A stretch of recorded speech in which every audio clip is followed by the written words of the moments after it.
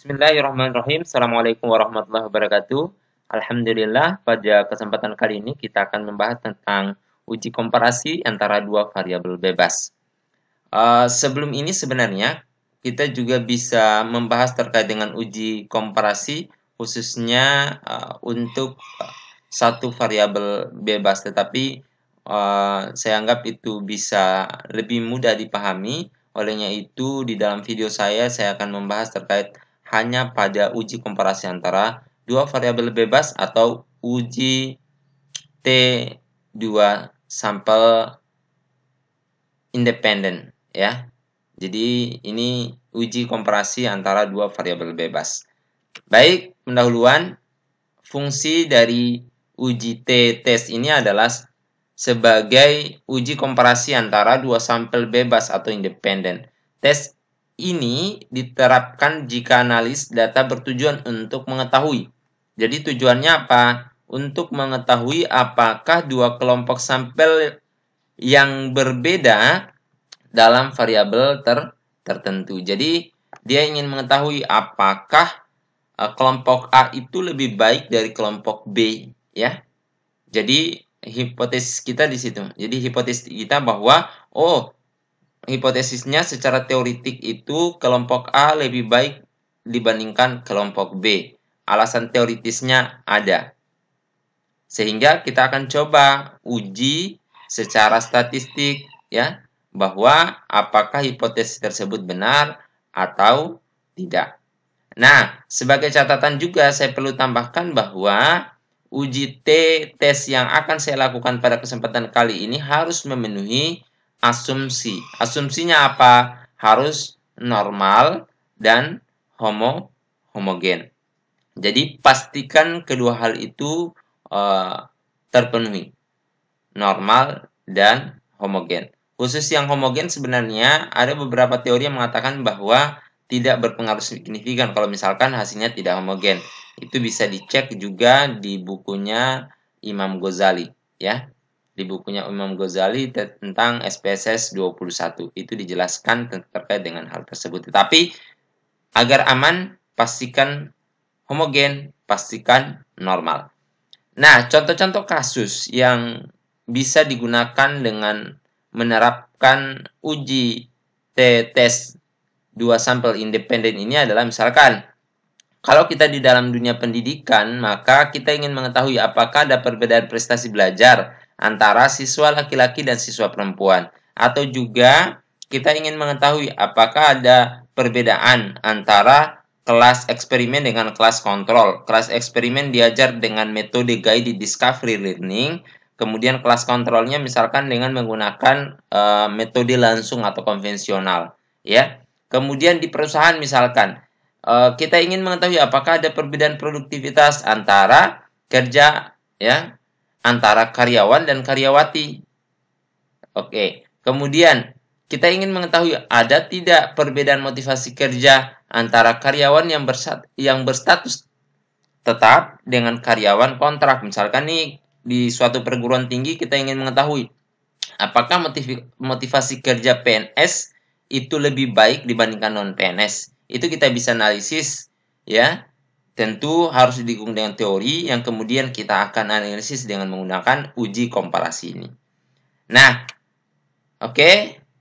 Jadi uji T ini diaplikasikan dengan beberapa kondisi. Yang pertama, berhadapan dengan dua sampel bebas. Jadi harus dua sampel bebas, bukan dua sampel yang punya korelasi. Yang punya korelasi itu ada formula tersendiri, tetapi fokus kita pada dua sampel bebas. Kemudian sampelnya harus diambil secara random, ya. Jadi pengambilan sampelnya harus menggunakan pengacakan, ya, random. Kemudian variabel yang dikomparasi menghasilkan data paling rendah berskala interval. Nah, kemudian ini formula atau rumus dari uji T dua sampel independen. Anda bisa menggunakan formula pertama, ini saya anggap sebagai formula 1. Kemudian ini juga Anda bisa gunakan. Yang pertama, yang satu ini, yang satu itu dia menggunakan apa? Ini apa? Ini maksudnya rata-rata X1 ini maksudnya kelompok 1 atau rata-rata misalkan di si kelompok 1 ini adalah kelas eksperimen. Maka di sini eksperimen, di sini kontrol. Ini juga sama variance eksperimen dibagi dengan banyaknya data eksperimen ditambah dengan variance kontrol dibagi dengan banyaknya data kontrol. Nah, kemudian yang kedua itu juga sama bagian atasnya. Ini adalah rata-rata kelas A misalkan, kemudian ini rata-rata kelas B. S gabungan, ini namanya simpangan baku gabungan. Nah, proses cari simpangan baku gabungan kita menggunakan formula ini. Hasilnya juga akan tetap sama, ya. Silakan Anda pilih, mau pilih satu atau pilih formula yang kedua, ya. Nah, prosesnya sama. Jadi kalau ada nilai misalkan, ada data misalkan, berarti Anda cukup cari rata-rata kedua data tersebut, cari varians kedua data tersebut, kemudian gunakanlah rumus ini, ya. Nah, ini langkah-langkah uji hipotesis komparasi. Yang pertama kita harus menuliskan hipotesisnya. Nih, H0. H0-nya apa? Mu1 sama dengan mu2. Artinya apa? Berarti kalau sama itu tidak ada perbedaan, ya. Kan sama. Artinya tidak ada perbedaan antara kelompok 1 dan kelompok 2. Ini tidak ada. Oke. Kemudian H1. H1 itu atau H alternatif itu mu1 tidak sama dengan mu2. Artinya ada perbedaan, ya. Ada perbedaan. Jadi ini ada. Nah, mu1 itu sama dengan rata-rata data kelompok eksperimen misalkan, atau kelompok 1 ya, terserah Anda. Kemudian mu2 itu rata-rata data kelompok kontrol.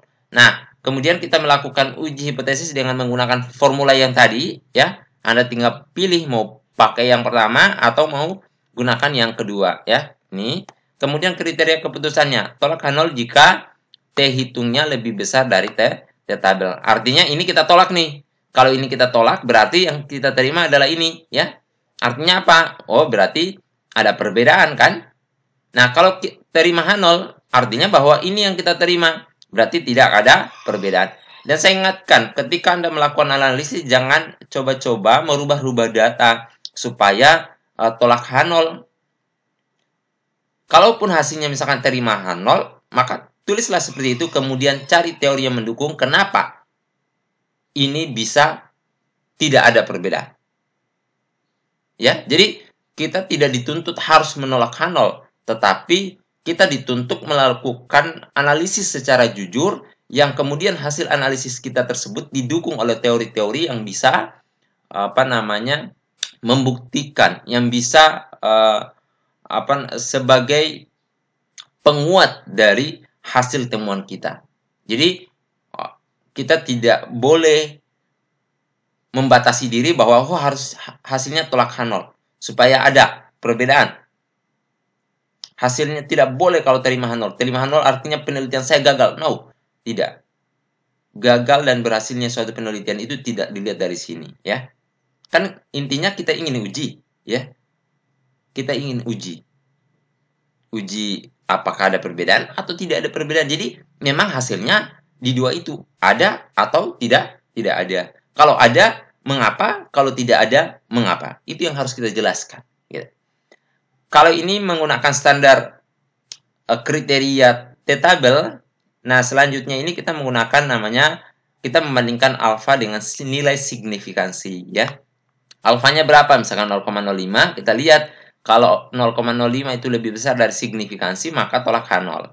Kalau dia lebih kecil, maka terima H0. Kemudian untuk mencari derajat kebebasannya, DF-nya itu N1 ditambah N2 dikurang 2. Itu artinya banyak data kelompok 1 ditambah banyak data kelompok 2 dikurang dengan 2. Inilah yang akan menjadi rujukan kita di tabel T nantinya, ya. Jadi kita tinggal silang lagi nih, tinggal tinggal dilihat lagi perpotongannya, ya. Berarti di sini adalah DK. Jadi ini DK atau DF terserah, ya. Di sini adalah alfanya, ya. Oke, nanti kita akan lihat titik perpotongannya di sini. Itulah nilai dari T tabel. Baik, kita masuk pada contoh soal. Ini contoh soalnya, ini kelas B atau kelompok kedua, atau kelas kontrol, ini kelas A atau kelompok pertama, atau kelas eksperimen. Nah, kemudian ini proses pencarian variansi, kemudian pencarian rata-rata saya skip ya. Jadi ini saya anggap Anda sudah bisa, jadi Anda silakan cari. Hasilnya itu untuk varians kelas B itu adalah 170,89, varians kelas A itu 90,147, rata-rata kelas B itu adalah 58,45, rata-rata kelas A itu adalah 68,6. Kemudian kita menggunakan formula 1. Jadi yang saya gunakan adalah formula 1, rumus yang digunakan adalah ini, saya masukkan semua, hasilnya adalah ini. Ya, 2,81. Kemudian T-tabel, ini oke, ya. T-tabelnya itu sama dengan 2,024. Ya, 2,024 karena kalau kita dilihat bahwa T hitungnya itu 2,81. T-tabelnya 2,024. Artinya bahwa T hitung lebih besar dari T-tabel, maka H0 ditolak. Artinya apa? Artinya bahwa kelas eksperimen itu lebih baik daripada kelas kontrol, ya. Itu hipotesis kita tadi. Nah, ini kalau kita kerja secara manual. Intinya Anda cari varians, Anda cari rata-rata masing-masing kelompok. Kemudian Anda gunakan, tinggal Anda pilih mau gunakan 1 atau mau gunakan 2. Kemudian selanjutnya, ini output SPSS. Yang ini, khusus yang saya lingkari merah ini ya. Ini namanya uji Levene. Uji Levene itu ya, jadi uji Levene itu untuk menentukan apakah datanya homogen atau tidak homogen. Dari hasil ini sebenarnya kita bisa melihat ya, ini materi kita sebelumnya. Dari hasil ini kita bisa melihat bahwa signifikansinya itu lebih besar daripada alfa. Artinya memang datanya adalah homogen ya, tidak heterogen. Karena dia homogen, maka kita bisa mengambil data ini ya, independent sample testnya. Yang dilihat apa? Yang dilihat ini nilai T ya. Kalau kita kerja secara manual hasilnya berapa? 2,81. Ini 2,809. Artinya kalau dibulatkan juga sama dengan 2,891. Derajat bebasnya berapa? 38. Signifikansinya berapa? 0,008. Artinya ini lebih kecil daripada alfa. Ya, atau alfanya lebih besar daripada nilai signifikansi. Maka H0 ditolak. Artinya bahwa kelas eksperimen lebih baik dari kelas kontrol. Ya. Untuk proses bagaimana cara menggunakan SPSS-nya nanti saya jelaskan di dalam video ini. Ini cara lihat tabelnya. Jadi kita lihat ini di sini ya, 0,05 sama 0,025. Oke, kemudian lihat di sini DF-nya adalah 38 karena N1-nya tadi 20, N2-nya 20, berarti 20 ditambah 20 adalah 40, 40 dikurang 2 adalah 38. Maka kita lihat di sini. Hasilnya adalah 2,024339.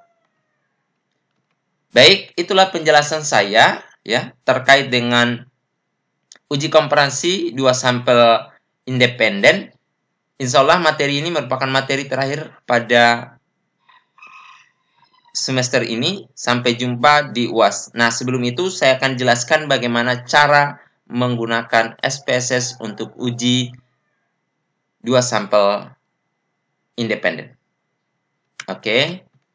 Saya coba close ini. Nah, sekarang ini saya sudah copy di sini. Jadi ini kelas eksperimen, ini kelas kontrol. Jadi saya copy dulu yang eksperimen. Kemudian saya masukkan di SPSS di sini ya.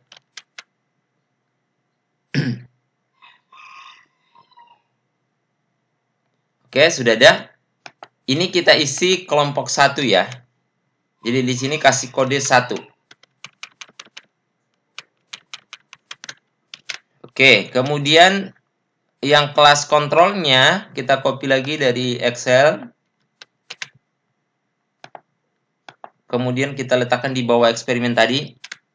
Ini adalah kelompok 2. Jadi Anda bisa tulis 2 atau Anda copy kemudian blok semua supaya tidak menulis beberapa kali, kemudian paste. Nah, sekarang kita ke variable view. Kemudian di sini pilih, ini namanya kita pilih di sini kelas. Di sini kelompok ya.